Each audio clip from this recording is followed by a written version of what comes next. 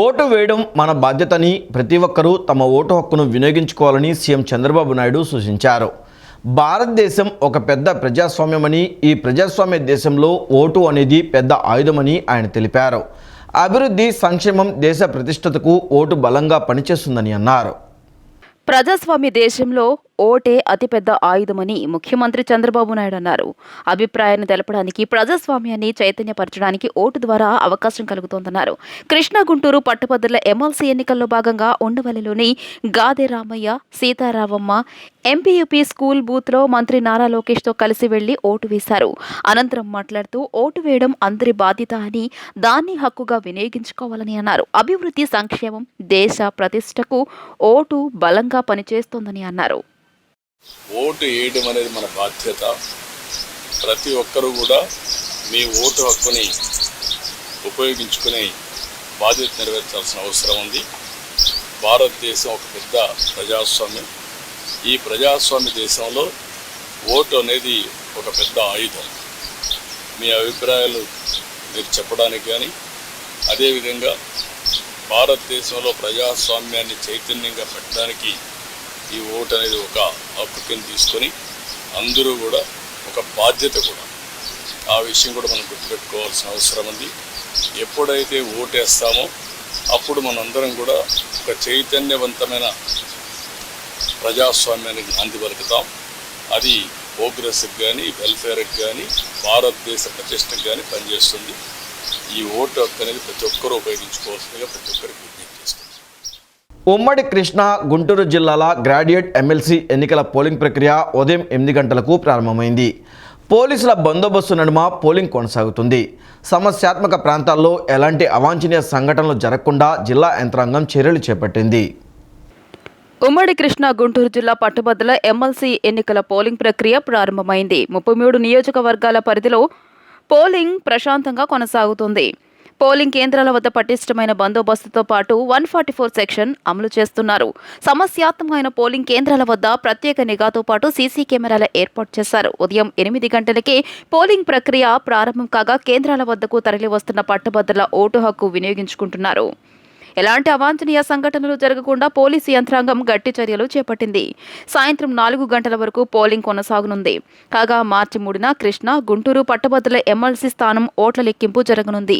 MLC స్థానం బరిలో 25 మంది అభ్యర్థులు నిలవగా కూటమి అభ్యర్థి ఆలపాటి రాజేంద్ర ప్రసాద్, పీడీఎఫ్ అభ్యర్థి లక్ష్మణరావు మధ్య ప్రధాన పోటీ నడవనుంది. 800 లోపు ఓటర్లున్న పోలింగ్ కేంద్రాలకు 2 బ్యాలెట్ బాక్సులు, 800 ఓటర్లకు మించిన పోలింగ్ కేంద్రాలకు 3 బ్యాలెట్ బాక్సులు జిల్లా యంత్రాంగం అందుబాటులో ఉంచింది. 483 పోలింగ్ కేంద్రాల్లో వెబ్ కాస్టింగ్, వీడియోగ్రఫీ నిర్వహిస్తుండగా పోలింగ్ కోసం పీఓలు, ఏపీఓలు, ఓపీఓలు, సూక్ష్మ పరిశీలకులు నియమించారు. కృష్ణా, గుంటూరు పట్టభద్రుల స్థానం పరిధిలో 3,47,116 మంది ఓటర్లు నమోదు చేసుకున్నారు. విజయవాడ పటమట జెడ్పీ బాలుర ఉన్నత పాఠశాలలోని పోలింగ్ కేంద్రాలను కలెక్టర్ డాక్టర్ లక్ష్మీషా సందర్శించారు. ఓటర్లందరూ తమ ఓటు హక్కును సద్వినియోగం చేసుకోవాలని ఎన్టీఆర్ జిల్లా కలెక్టర్ సూచించారు. కృష్ణా, గుంటూరు జిల్లా పట్టభద్రుల ఎమ్మెల్సీ ఎన్నికల సందర్భంగా విజయవాడ పటమట జెడ్పీ బాలుర ఉన్నత పాఠశాలలోని పోలింగ్ కేంద్రాలను కలెక్టర్ డాక్టర్ జి లక్ష్మీషా సందర్శించారు. పోలింగ్ ప్రక్రియ సజావుగా సాగేలా అధికారులు, సిబ్బందికి కలెక్టర్ పలు సూచనలు చేశారు. అవాంఛనీయ సంఘటనలకు ఆస్కారం లేకుండా పకడ్బందీ చర్యలు తీసుకున్నారు. కలెక్టరేట్లోని కమాండ్ కంట్రోల్ కేంద్రం నుంచి నిరంతర పర్యవేక్షణ చేస్తున్నారు. ప్రతి పోలింగ్ కేంద్రంలోనూ వెబ్ కాస్టింగ్ ఏర్పాటు చేసిన నిరంతరం ఓటింగ్ సరళిని పరిశీలిస్తున్నారు. ఓటర్లందరూ తమ ఓటు హక్కును సద్వినియోగం చేసుకోవాలని ఎన్టీఆర్ జిల్లా కలెక్టర్ సూచించారు. సో ఎక్కడేమి ఇబ్బంది లేకుండా రైట్ టైంకి స్టార్ట్ అయ్యింది. సో కంటిన్యూ కూడా అవుతూ ఉంది. ఇక్కడ భద్రతా ఏర్పాట్లు ఏంటి, మౌలిక సదుపాయాలు ఏంటి, ఇవన్నీ ప్రాపర్గా అరేంజ్ చేయడం జరిగింది. ప్రతి పోలింగ్ కేంద్రాన్ని కమాండ్ కంట్రోల్ రూమ్ నుంచి వెబ్ కాస్టింగ్తో ద్వారా 100%గా సూపర్వైజ్ కూడా చేయడం జరుగుతుంది. ఇప్పుడు ఎక్కడ ఏది ఇబ్బంది లేదు, అందరూ సజావుగా జరుగుతూ ఉంది. సో ప్రతి ఒక్కరు వచ్చి ఓటు వేస్తున్నారు. అందరిది వెరిఫై చేసి, వాళ్ళ ఐడెంటిటీ కూడా వెరిఫై చేసి సో ప్రాపర్గా ఓటింగ్ వేయడం జరుగుతూ ఉంది. సో ఇప్పటివరకు it is going on very well. So అందరూ ఓటర్స్ అందరికీ విన్నపం ఏంటంటే, సో ఇది మీ హక్కు. ఈవెన్ గవర్నమెంట్ ఇన్స్టిట్యూషన్స్కి కూడా, అలాగే ప్రైవేట్ ఇన్స్టిట్యూషన్స్కి, సెంట్రల్ గవర్నమెంట్ ఇన్స్టిట్యూషన్లో ఉన్న ఓటర్కి కూడా స్పెషల్ క్యాజువల్ లీవ్ అని నేను చెప్పడం జరిగింది. మన స్కూల్స్, కాలేజ్ ఏదైనా ఉన్నాయో దానికి కూడా సెలవు కూడా ఇవ్వడం జరిగింది. కాబట్టి అందరూ వచ్చి మీ ఓటు హక్కును వినియోగించుకోండి ఈ సందర్భంగా తెలియజేస్తున్నాను. పోలింగ్ ఇప్పుడు ఇక్కడే చూసుకుంటే మనకు సో అరౌండ్ 75 ఓట్స్ అయ్యాయి ఇప్పటి వరకు. So males females almost equal క్వాంటిటీలో ఉన్నాయి, కొన్ని ఉన్నాయి. So we will send it. ఇంకా ఫస్ట్ 2 hours రిపోర్ట్ ఇంకా వెళ్ళాలి. సో 8 o'clock స్టార్ట్ అయింది కాబట్టి so by 10 o'clock will send the first report. పట్టభద్రుల ఓటర్లు అందరూ ఓటు హక్కును వినియోగించుకోవాలని మంత్రి సత్యకుమార్ యాదవ్ అన్నారు. గత 5 ఏళ్ల వైసీపీ అరాచక పాలన నుంచి ప్రజలకు విముక్తి లభించిందని చెప్పారు. కూటమి ప్రభుత్వం వచ్చిన తరువాత ప్రజలకు సుపరిపాలన అందిస్తుందని అన్నారు. ఓటర్లు విజ్ఞతతో ఆలోచించి ఓటు హక్కు వినియోగించుకోవాలని మంత్రి సూచించారు. పటమటి జిల్లా పరిషత్ హైస్కూల్ పోలింగ్ కేంద్రం సమీపంలో కూటమి ఏర్పాటు చేసిన ఓటర్ స్లీప్ కేంద్రాన్ని మంత్రి సత్యకుమార్ యాదవ్ ఎమ్మెల్యే గద్దె రామ్మోహన్తో కలిసి పరిశీలించారు. ఓటింగ్ సరళిని అడిగి తెలుసుకున్నారు. అనంతరం వారు మాట్లాడుతూ పట్టభద్రుల ఓటర్లు అందరూ ఓటు హక్కును వినియోగించుకోవాలి. గత 5 ఏళ్ల వైసీపీ అరాచక పాలన నుంచి ప్రజలకు విముక్తి లభించిందన్నారు. కూటమి ప్రభుత్వం వచ్చిన తర్వాత ప్రజలకు సుపరిపాలన అందిస్తోందని చెప్పారు. 8 నెలల పాలనలో 6 లక్షల రూపాయలు పెట్టుబడులు తెచ్చేందుకు శ్రీకారం చుట్టిందని తెలిపారు. కృష్ణా గుంటూరు జిల్లాల పట్టభద్రుల నియోజకవర్గం ఎమ్మెల్సీ ఎన్నికల్లో కూటమి బలపరిచిన ఆలపాటి రాజేంద్ర ప్రసాద్ పోటీ చేస్తున్నారని అన్నారు. ఆయన అనేక పర్యాయాలు ఎమ్మెల్యేగా, మంత్రిగా చేసిన అనుభవం ఉందని తెలియజేశారు. పట్టభద్రుల సమస్యల పరిష్కారం, అభివృద్ధి, సంక్షేమం కూటమి ప్రభుత్వంతోనే సాధ్యమని పేర్కొన్నారు. గత 5 ఏళ్లు అరాచక పాలన చేసిన వైసీపీ మద్దతుతో లక్ష్మణరావు పోటీ చేయడాన్ని ఆయన విజ్ఞతకే వదిలేస్తున్నామని విమర్శించారు. ఓటర్లు విజ్ఞతతో ఆలోచించి తమ ఓటు హక్కును వినియోగించుకోవాలని కోరారు. ఇవాళ యువతకి ఉద్యోగ ఉపాధి అవకాశాలు కల్పించే ప్రయత్నం చేస్తున్నాం. ఈ గత 8 నెలల్లోనే 6.5 లక్షల కోట్ల పెట్టుబడులు రాష్ట్రానికి వచ్చే విధంగా అనేక ప్రాజెక్టులకి శ్రీకారం చుట్టారంటే ఈ రాష్ట్ర అభివృద్ధి మీద ఒక దార్శనికత కలిగిన నాయకులు నరేంద్ర మోడీ గారి సహకారంతో చంద్రబాబు నాయుడు గారు ఏ రకంగా రాష్ట్రాన్ని ముందుకు నడిపిస్తున్నారనే విషయం అర్థమవుతూ ఉంది. కాబట్టి పట్టభద్రులంతా చదువుకున్న వాళ్ళు కాబట్టి ఉద్యోగులు, టీచర్లు ఇవాళ గతంలో పాలన ఒకసారి గుర్తు చేసుకోవాలి. ఇప్పుడు మంచి ప్రభుత్వం అందిస్తున్న పాలనని ఒకసారి గమనించేసి విజ్ఞతతో మంచి అభ్యర్థికి ఓటు వేయాల్సిందిగా నేను వారికి కోరుతున్నాను. గురువారం ఉదయం విజయవాడ తూర్పు నియోజకవర్గంలోని పటమట రైతు బజార్ వద్ద గల కోనేరు బసవపున్నయ్య చౌదరి హైస్కూల్లో కేశినేని శివనాథ్, సతీమణి కేశినేని జానకి లక్ష్మితో కలిసి సాధారణ ఓటర్లాగా క్యూలైన్లో నిలబడి ఓటు వేశారు. ఎన్నికల నిర్వహణ కోసం చేసిన ఏర్పాట్లను పరిశీలించి ఎంపీ కేశినేని శివనాథ్ సంతృప్తి వ్యక్తం చేశారు. ఓటర్లకు ఎలాంటి ఇబ్బంది కలగకుండా ఎన్నికలు నిష్పక్షపాతంగా జరిగేలా చూడాలని ఎంపీ కేశినేని శివనాథ్ ఎన్నికల అధికారులను కోరారు. తమకున్న హక్కుని ఇవాళ ఓటు ద్వారా వినియోగించుకుని చక్కటి అభ్యర్థుల్ని చట్టసభల్లో పంపించే విధంగా చక్కగా ఇక్కడ ఏర్పాట్లు కూడా జిల్లా అధికారులందరూ కూడా బాగా ఏర్పాట్లు జరిగినాయి. అందరూ కూడా తప్పగా వచ్చి ఓటు హక్కు వినియోగించుకోవాలని కోరుకుంటున్నాం. ఇప్పటికే మంచి పర్సంటేజ్, గత అనుభవాల దృష్ట్యా చూస్తే ఎమ్మెల్సీ ఎలక్షన్స్లో కొంచెం నిరాసక్తి ఉండేది, కానీ అత్యద్భుతంగా అందరూ కూడా వచ్చి ఓటు హక్కు వినియోగించుకుంటున్నారు. ఇదే విధంగా ఓటు హక్కు అందరూ వినియోగించుకోవాలని కోరుకుంటూ అందరికీ తప్పకుండా మీ యొక్క రైట్ని వినియోగించుకోవాలని కోరుకుంటున్నాను. అంతా బాగున్నాయి. జిల్లా అడ్మినిస్ట్రేషన్ కూడా ఏర్పాట్లన్నీ బాగా చేశారు. సఫిషియెంట్ బూత్స్ కూడా ఉన్నాయి. అన్నీ బాగున్నాయి. చక్కగా ఏర్పాటు చేయడం జరిగింది. Thank you. మహాశివరాత్రి ఉత్సవాలలో భాగంగా ఇంద్రకీలాద్రిపై గంగా పార్వతీ సమేత మల్లేశ్వర స్వామికి కళ్యాణోత్సవం కన్నుల పండుగగా నిర్వహించారు. ఆది దేవులకు కళ్యాణం మంగళ వాయిద్యాల నడుమ వేద మంత్రాలతో ఘనంగా నిర్వహించారు. శాస్త్రోక్తంగా నిర్వహించిన ఆది దంపతుల దివ్య కళ్యాణంలో భక్తులు పాల్గొని తరించిపోయారు. మహాశివరాత్రి ఉత్సవాలలో భాగంగా గంగా పార్వతీ సమేత మల్లేశ్వర స్వామికి కళ్యాణోత్సవం నిర్వహించారు. ఈ ఉత్సవం కన్నుల పండుగగా జరిగింది. దుర్గా మల్లేశ్వర స్వామి దేవస్థాన వేద పండితులు శాస్త్రం ప్రకారం అర్ధరాత్రి 12 దాటిన తర్వాత ప్రారంభించారు. ఈ క్రతువును వీక్షించడానికి భక్తులు అధిక సంఖ్యలో పాల్గొన్నారు. ఆలయంలోని రాజగోపురం ఎదురుగా ధర్మపదం కళావేదికపై నిర్వహించిన ఈ కార్యక్రమానికి ముందు మృత్తికాలింగాభిషేకాలు నిర్వహించారు. మల్లేశ్వర ఆలయంలో వేద పండితుల మంత్రోచ్చరణాల నడుమ శివలింగానికి మహాన్యాసపూర్వక రుద్రాభిషేక కార్యక్రమం చేశారు. అనంతరం ఉత్సవ మూర్తులను కళ్యాణ వేదికపైకి మంగళ వాయిద్యాలతో ఊరేగింపుగా తీసుకువెళ్లారు. మల్లేశ్వర స్వామిని వరునిగా, గంగా పార్వతీ దేవీలను వధువులుగా అలంకరించారు. అనంతరం ఆది దేవులకు కళ్యాణం మంగళ వాయిద్యాల నడుమ వేద మంత్రాలతో ఘనంగా నిర్వహించారు. శాస్త్రోక్తంగా నిర్వహించిన ఆది దంపతుల దివ్య కళ్యాణంలో భక్తులు పాల్గొని తరించిపోయారు. అర్ధరాత్రి సైతం ఆలయంలోనే ఉన్న భక్తులు కళ్యాణ క్రతువును వీక్షించారు. ప్రతి ఏడాది నిర్వహించినట్లే ఈ సంవత్సరం ఉత్సవాలను ఘనంగా శోభాయమానంగా నిర్వహించారు.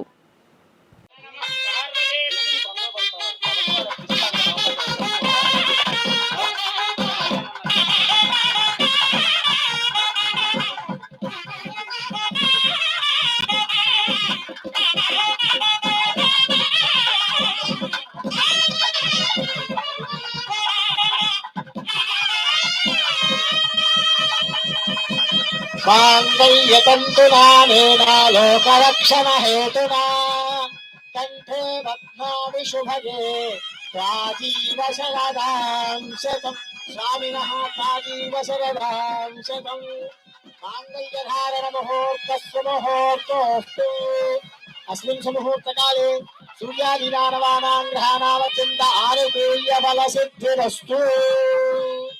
చినకాకాని వద్ద నిర్మించనున్న 100 పడకల ఆసుపత్రి దేశానికి రోల్ మోడల్ కావాలని మంత్రి నారా లోకేష్ ఆదేశించారు. అన్ని రకాల ఆధునిక వసతులతో ఉండేలా ఆసుపత్రి నిర్మాణం ఉండాలని తేల్చి చెప్పారు. పార్కింగ్, మార్చురీ, ఇతర మౌలిక సదుపాయాల విషయంలో భవిష్యత్ అవసరాలను దృష్టిలో ఉంచుకొని నమూనాను రూపొందించాలన్నారు. మంగళగిరి సమీపంలోని చినకాకాని వద్ద నిర్మించనున్న 100 పడకల ఆసుపత్రి దేశానికి రోల్ మోడల్ కావాలని మంత్రి నారా లోకేష్ ఆదేశించారు. ఆసుపత్రి భవన నమూనాపై ఉండవల్లి నివాసంలో అధికారులతో లోకేష్ సమీక్ష నిర్వహించారు. పవర్ పాయింట్ ప్రెజెంటేషన్ ద్వారా భవన నమూనాను అధికారులు వివరించారు. ఈ నేపథ్యంలో అధికారులకు లోకేష్ పలు సూచనలు చేశారు. మంగళగిరి ప్రజల 30 ఏళ్ల కల 100 పడకల ఆసుపత్రి అన్నారు. అత్యాధునిక వసతులతో 100 పడకల ఆసుపత్రిని తీర్చిదిద్దాలని స్పష్టం చేశారు. 100 పడకల విభాగంలో దేశానికి రోల్ మోడల్గా ఆసుపత్రి నిలవాలన్నారు. ప్రశాంత వాతావరణంలో వైద్యులు పనిచేసేలా ఉండాలని, రోగులకు అత్యుత్తమ వైద్యం అందించేలా ఆసుపత్రిని తీర్చిదిద్దాలని సూచించారు. ఆసుపత్రిలో వైద్య సేవలు పొందేందుకు ప్రజలకు ఎలాంటి అసౌకర్యం కలగకుండా చూడాలన్నారు. డాక్టర్లు, పేషెంట్లు, విజిటర్స్ కోణంలో జోన్లు రూపొందించాలని మంత్రి లోకేష్ అధికారులకు సూచించారు. అన్ని రకాల ఆధునిక వసతులతో ఉండేలా ఆసుపత్రి నిర్మాణం ఉండాలని తేల్చి చెప్పారు. పార్కింగ్, మార్చురీ, ఇతర మౌలిక సదుపాయాల విషయంలో భవిష్యత్ అవసరాలను దృష్టిలో ఉంచుకుని నమూనాను రూపొందించాలన్నారు. ఈ సమావేశంలో ఆంధ్రప్రదేశ్ వైద్య, విద్య, మౌలిక సదుపాయాల అభివృద్ధి సంస్థ CE G Sudhakar Reddy, SE V Chittibabu, EE CV Ramana, Bhargava group chief architecture Nikhil తదితరులు పాల్గొన్నారు. అశేష భక్తజనుల నడుమ వేద మంత్రాలు, మంత్రఘోషతో శ్రీ బ్రహ్మరాంబ సమేత మల్లికార్జున స్వామివార్ల కళ్యాణోత్సవం నేత్రపర్వంగా సాగింది. లక్షలాది మంది భక్తులు తరలివచ్చి స్వామివార్ల కళ్యాణోత్సవాన్ని తిలకించారు.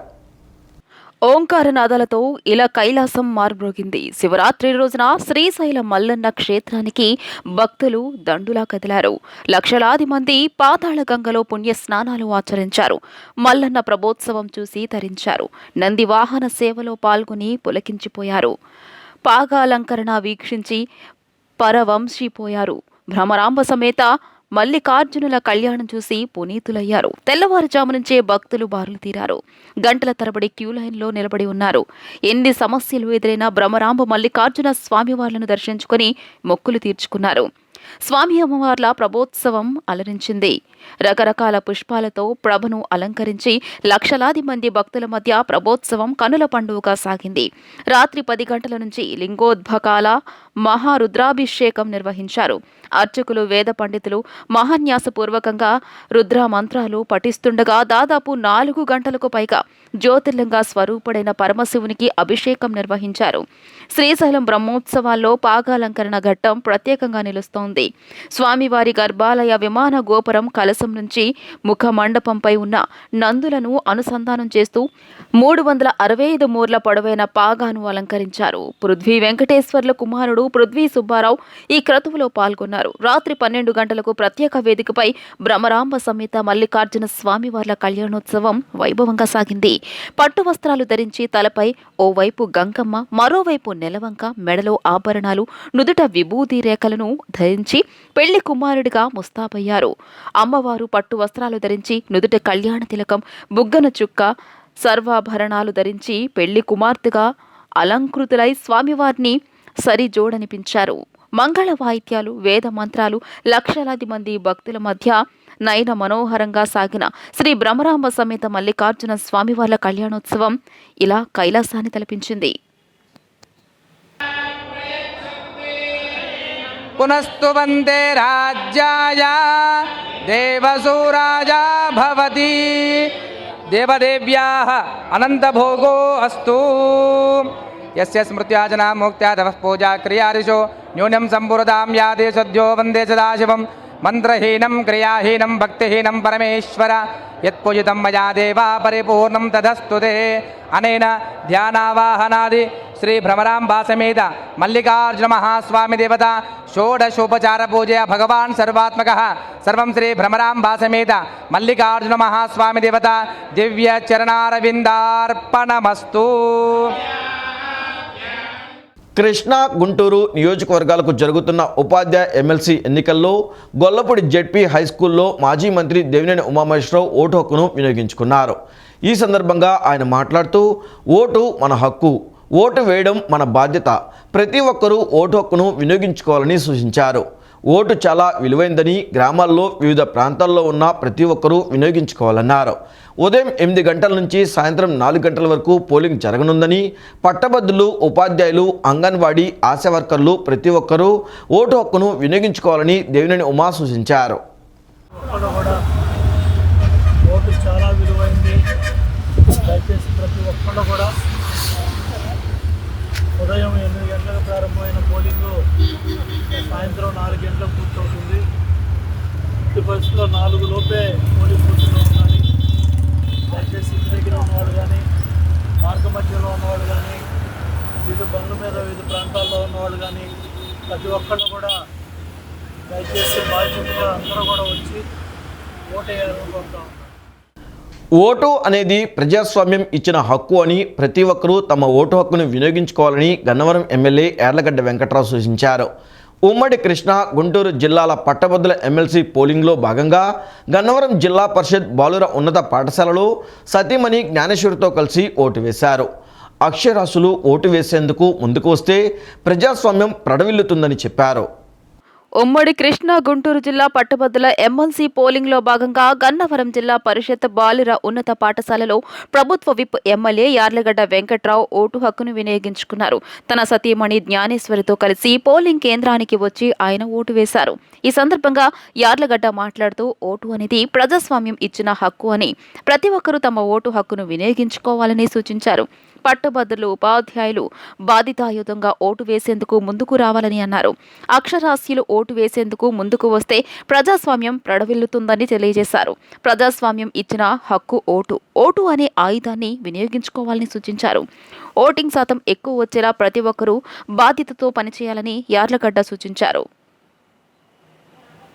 పట్టభద్రులు కానీ, గ్రాడ్యుయేట్స్ కానీ, టీచర్స్ కానీ అందరూ ఓటు హక్కుని వినియోగించుకోవాల్సిందిగా మీడియా ద్వారా కోరుతున్నాం. సమాజంలో బాధ్యతాయుత స్థానంలో ఉన్న టీచర్స్ కానీ, అలాగే చదువుకున్న పట్టభద్రులు కానీ మీరు ఇవాళ ఓటింగ్ కనీసం 95% జరిగితేనే అది సమాజ హితంగా భావించాల్సిన పరిస్థితి. నిరక్షరాస్యులు ఓటేయడానికి రాలేదంటే అర్థం ఉంది, కానీ అక్షరాస్యులు అయ్యి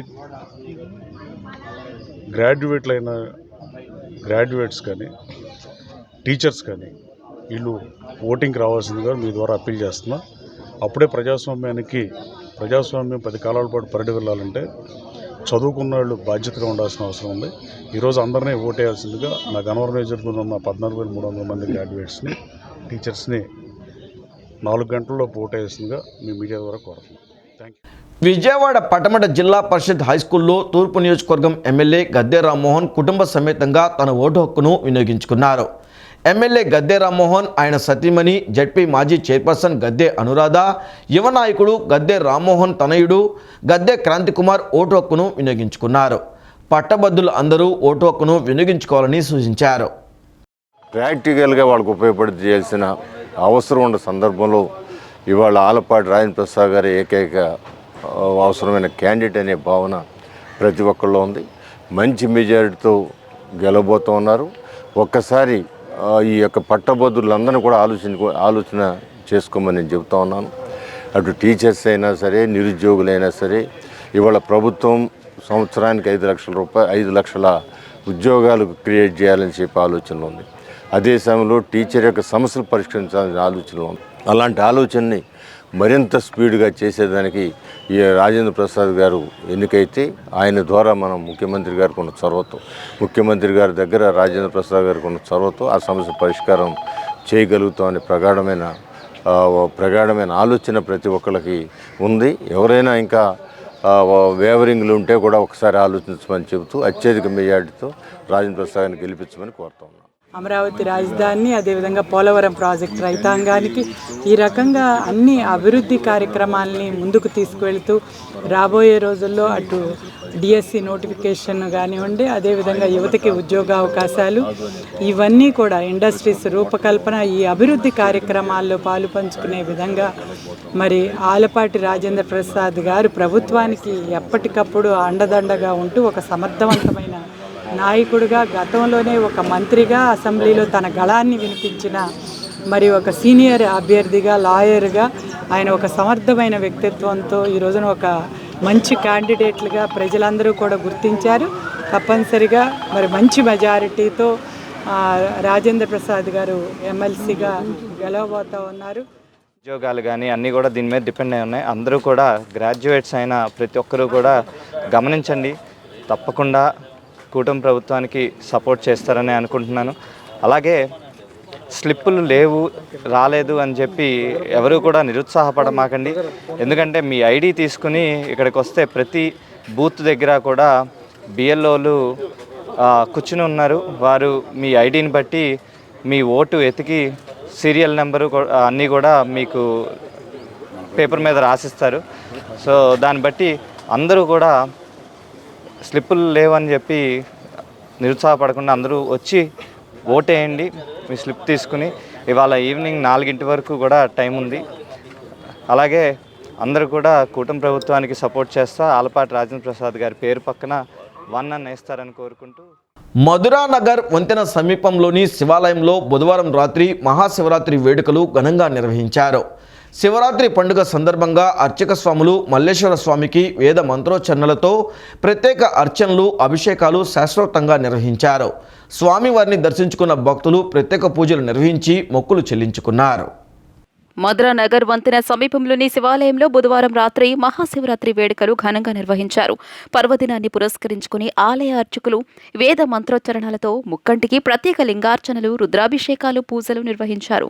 స్వామివారిని దర్శించుకున్న వేలాది మంది భక్తులు ప్రత్యేక పూజలు చేసి మొక్కులు చెల్లించుకున్నారు. ఆలయ అధికారులు స్వామివారి తీర్థ ప్రసాదాలను భక్తులకు అందజేశారు. ఈ సందర్భంగా అర్చకులు పొన్నారు సుబ్రహ్మణ్యం మాట్లాడుతూ 25 సంవత్సరాల క్రితం ఆలయ ప్రతిష్ఠ జరిగిందని, దినదినాభివృద్ధి చెందుతూ భక్తులు పెద్ద ఎత్తున తరలివస్తున్నారని చెప్పారు. 108 లింగాలు ఆలయంలో ఉన్నాయని వెల్లడించారు. ఈ గుడి ప్రతిష్ఠ 25 సంవత్సరాలు అవుతుంది. దీంట్లో విశేషం ఏంటంటే ఒకే గర్భాలయంలో పైన రాముల వారు, శివుడు ఉంటారు. ప్లస్ 108 లింగాలు ఉంటాయి. ఎంతో విశేషమైన శివుడికి ప్లస్ రాముడికి, విష్ణువుకి భేదం లేదని చెప్పి ఇద్దరికి కలిపి ఒకే గర్భగుడిలో ఉంటారు ఇద్దరు కూడా. ప్లస్ 108 శివలింగాలు ఉంటాయి. ఒక్కొక్క నామానికి ఒక్కొక్క శివలింగం చొప్పున అష్టోత్తరానికి 108 నామాలకి 108 శివలింగాలు ఉంటాయి. ఇక్కడ చాలా విశేషమైంది. భక్తులందరికీ కూడా ఇవాళ మహాశివరాత్రి సందర్భంగా అన్నదాన కార్యక్రమం అది జరిగింది ఆలయంలో. మరి లింగానికి ఆది అంతం బ్రహ్మ విష్ణువు కూడా కనిపెట్టలేకపోయారు. అంతటి పరమశివుడు రాక్షసులందరినీ సంహరించి దేవతల్ని, ప్రజల్ని కాపాడాడు. మరి ఈరోజు శివరాత్రి రోజున అందరం ఉపవాసం ఉంటాము.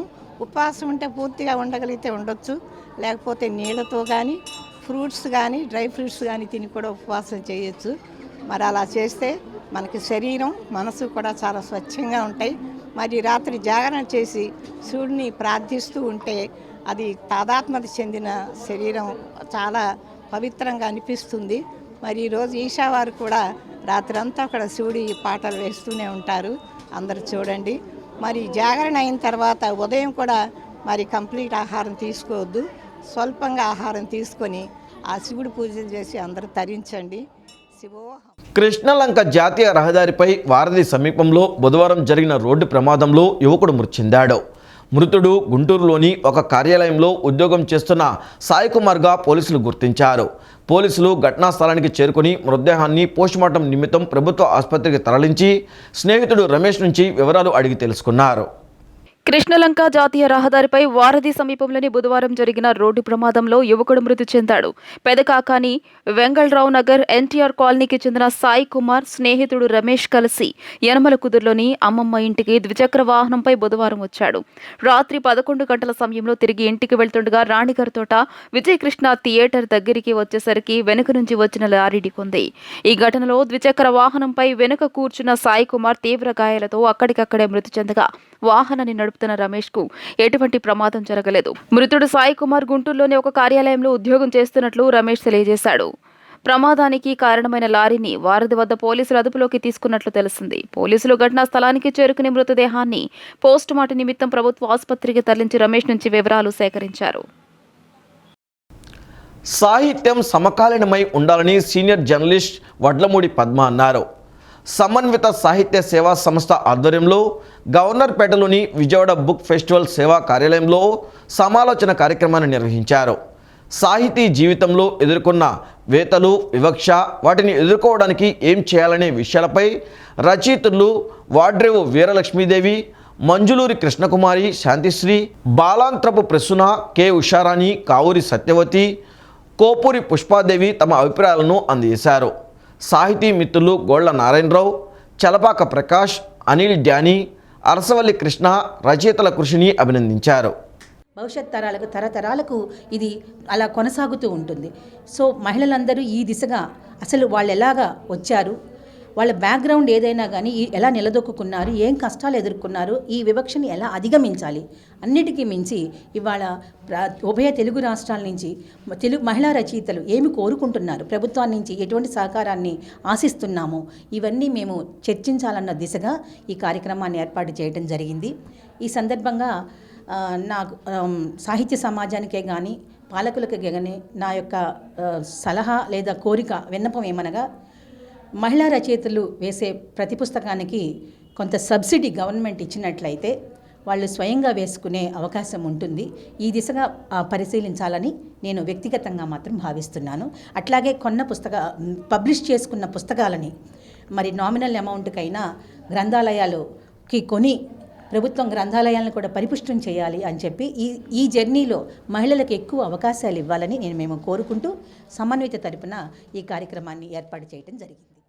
ఒక సమభావాన్ని ఎదురు చూస్తున్నారో, ఆ సమభావం కోసం ఎంత కృషి చేస్తున్నారో అదంతా కూడా ఈ రోజున చాలా ముఖ్యమైన సంస్థల వాళ్ళు, ఆ రచయితలు, కవులు, కవయిత్రులు ఈ కార్యక్రమానికి వచ్చి వారికి ఈ సాహిత్యపరంగా కానీ సాంస్కృతిక పరంగా కానీ సమాజాన్ని ఏ రకంగా అభ్యుదయ భావంతో ముందుకు తీసుకెళ్ళాలి అనే ఒక ప్రయత్నంలో ఏ రకమైన ఆ లక్ష్య సాధనకి ఎంత ఉద్యమం చేయాల్సి వస్తుందో అనేది వారి పాత అనుభవాలని చెబుతూ వారి ముందున్న కర్తవ్యాలని విశ్లేషిస్తూ అందరికీ కూడా ఒక చక్కటి మార్గాన్ని చూపించడానికి ప్రయత్నం చేస్తూ ఈ కార్యక్రమం ఏర్పాటు చేసినందుకు హృదయపూర్వకంగా అభినందిస్తున్నాను. ఈ వార్తలు ఇంతటితో సమాప్తం. నమస్కారం.